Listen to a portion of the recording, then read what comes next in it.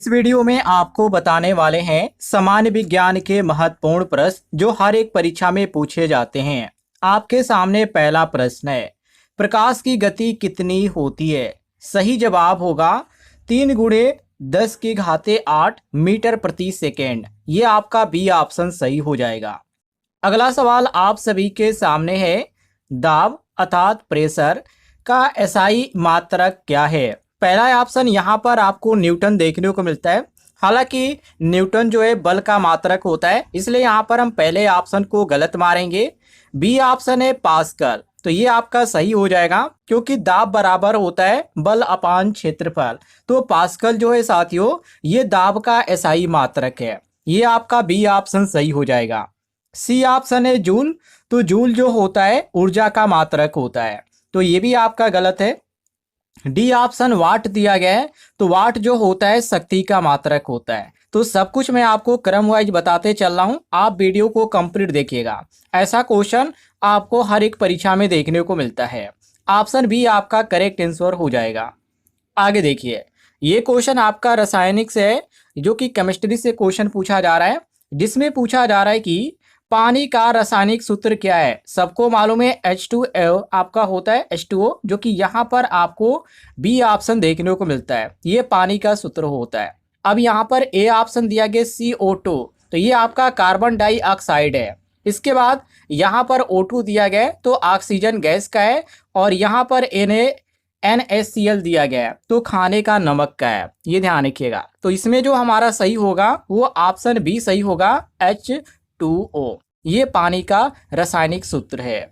आगे देखिए, आगे क्वेश्चन में पूछा जा रहा है कि अम्लीय वर्षा किस गैस से होती है? वेरी वेरी इंपॉर्टेंट क्वेश्चन है। ए ऑप्शन यहाँ पर O2 दिया गया है, तो ये आपका गलत हो जाएगा क्योंकि एक तरह से ये जीवनदायी गैस मानी जाती है, अम्लीय वर्षा नहीं करती है, तो ये आपका O2 गलत हो जाएगा।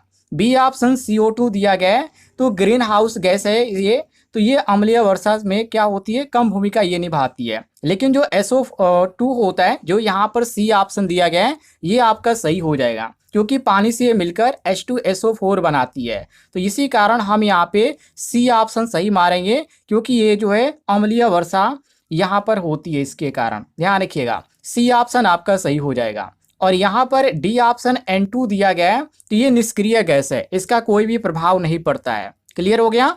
आगे बढ़ते हैं। आगे क्वेश्चन में पूछा जा रहा है, मनुष्य का रक्त लाल क्यों होता है? ये भी क्वेश्चन कई बार परीक्षा में पूछा गया है।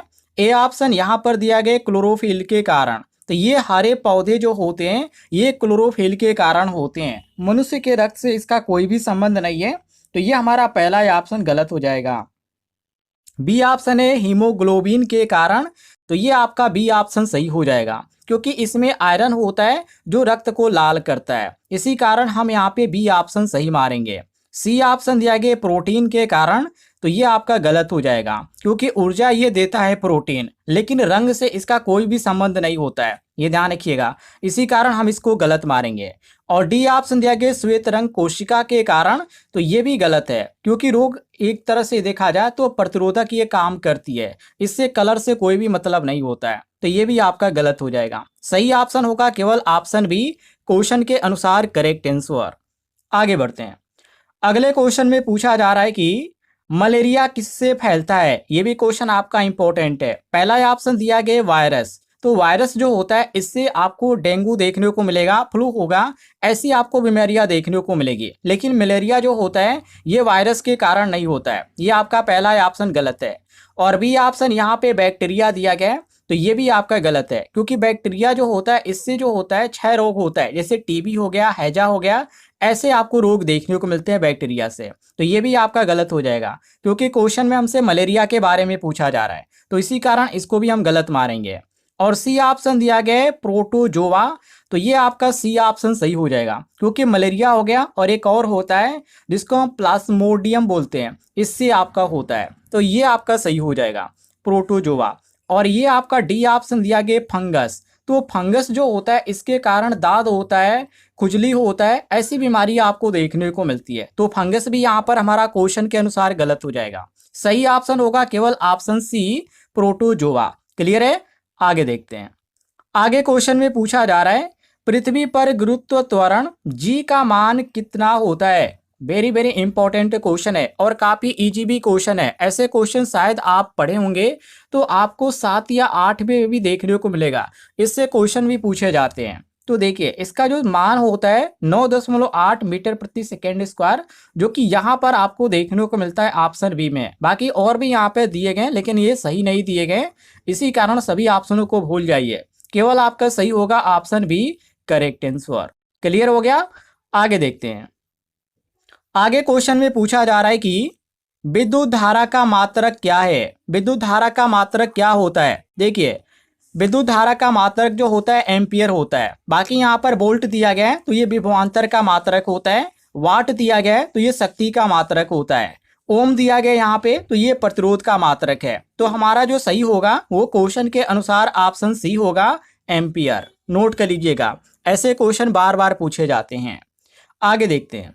अगले क्वेश्चन में पूछा जा रहा है लोहे पर जंग लगने का कारण क्या है? ये भी क्वेश्चन आपका इंपॉर्टेंट है। तो ऑक्सीजन जो होता है और जो नमी होती है ये सबसे बड़ा कारण बनता है जंग लगने का। ध्यान रखिएगा, दोनों की मौजूदगी होनी चाहिए तभी जंग लगता है। इसी कारण हम यहाँ पे ए ऑप्शन सही मारेंगे। बी ऑप्शन दिया गया केवल ऑक्सीजन, तो ये गलत है क्योंकि नमी यदि न हो तो यहाँ पे जंग लगेगा ही नहीं। तो केवल यहाँ पे ऑक्सीजन कहना गलत हो जाएगा, ये ध्यान रखिएगा। तो यहाँ पर हम इसको भी यहाँ पे गलत मारेंगे। और सी ऑप्शन दिया गया केवल कार्बन डाइऑक्साइड, तो ये भी आपका गलत हो जाएगा, ये भी आपका गलत है। और यहाँ पे आपका डी ऑप्शन दिया गया केवल नमी, तो ये भी गलत है क्योंकि केवल एक से यहाँ पे नहीं होगा। ऑप्शन आपका ए आपका सही हो जाएगा, ऑक्सीजन और नमी। अगले क्वेश्चन की ओर बढ़ते हैं। क्वेश्चन नंबर यहाँ पे 10 को देखिए, जिसमें पूछा जा रहा है कि विटामिन सी का रासायनिक नाम क्या है? पहला ऑप्शन आपको रेटिनॉल देखने को मिलता है। तो रेटिनॉल का जो यहाँ पर होता है एक तरह से ये विटामिन होती है, तो इसको हम ए से इंडिकेट करते हैं, ध्यान रखिएगा। तो ये जो आपका होता है ये आपका रेटिनॉल एक तरह से विटामिन ए के अंतर्गत आता है, ये सी के अंतर्गत नहीं आता है। तो ये आपका रेटिनॉल गलत हो जाएगा।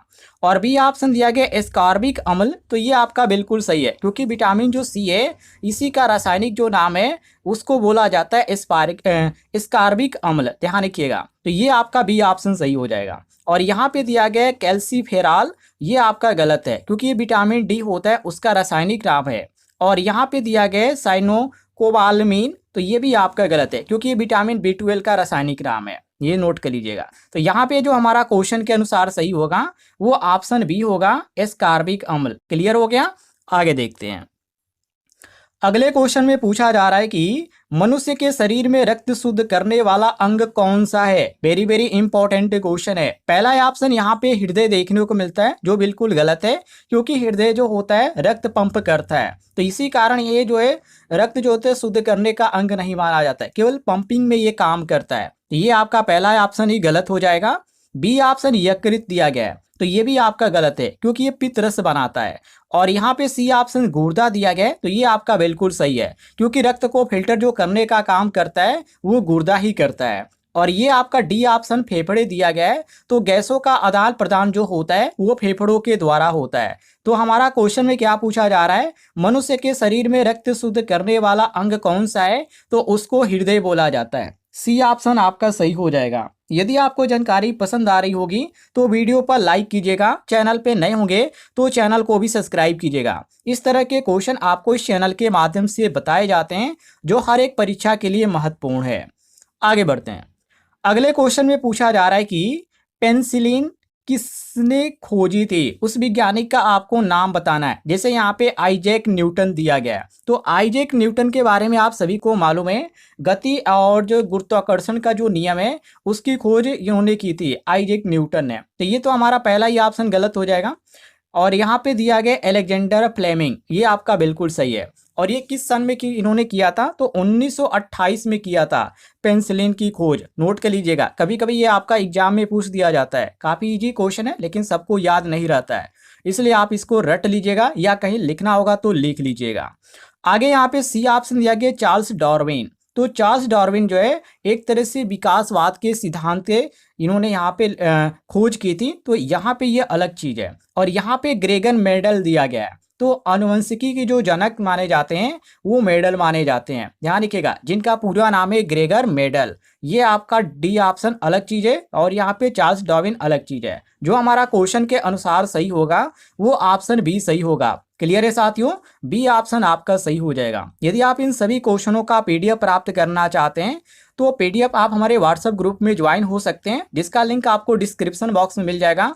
वहां से आप ज्वाइन होकर पीडीएफ भी डाउनलोड कर सकते हैं और आसानी से आप पीडीएफों को पढ़कर भी तैयारी कर सकते हैं। उम्मीद है आपको जानकारी पसंद आई होगी, तो वीडियो पर लाइक कीजिएगा। चैनल पे नए होंगे तो चैनल को भी सब्सक्राइब कर लीजिएगा।